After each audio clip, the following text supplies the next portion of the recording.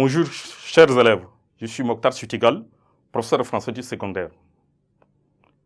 Tout à l'heure, nous allons aborder la séquence 4 qui porte sur l'étude des textes.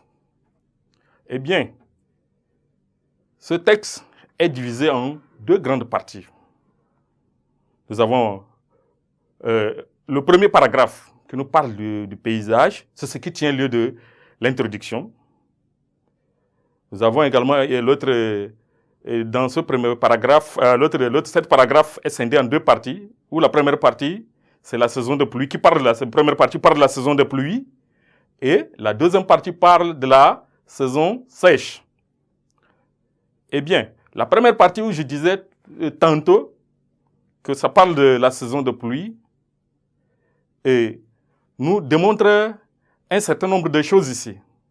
Nous avons dans un premier temps l'aspect dominant qui est l'humidité.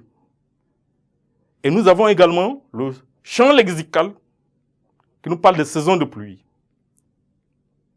C'est ainsi que vous avez le mot comme verdure, aspect terne, terre émaillée, embellir, nuage noir, nature gronde, l'orage, les éclairs. Donc, c'est pourquoi je disais que cette partie nous parle de la saison de pluie. Et vous avez également le mot, par exemple, le verbe reverdir, c'est-à-dire reverdi. Vous avez le mot émeraude. Donc, effectivement, cette partie nous parle de la saison de pluie. Reverdi, c'est-à-dire qui prend une couleur verte. Il y a la présence des herbes vertes. Émeraude qui signifie couleur verte très vive. Ramage qui signifie chant d'oiseaux. Exubérance qui signifie l'abondance. Fulgurant qui signifie éclatant ou bien brillant. Caricature qui signifie parodie, imitation, déformation grotesque des défauts. Humour, qui signifie un mauvais sujet, une imagination pour distraire. Donc voilà à peu près les mots qui prouvent qu'effectivement, il est question de la saison de pluie. C'est ces mots-là que je viens de les citer avec certaines explications. Donc lorsqu'on parle de reverdi, par exemple, ça veut dire qu'il y a un retour de quelque chose. Il y a les herbes qui ont commencé par pousser, donc ces herbes-là dont la couleur verte, ou bien il y a les arbres qui ont changé, les feuilles d'arbres qui ont changé de couleur. Tout ça, c'est pourquoi on parle de reverdi. C'est pourquoi cette première partie nous parle effectivement de la saison des pluies.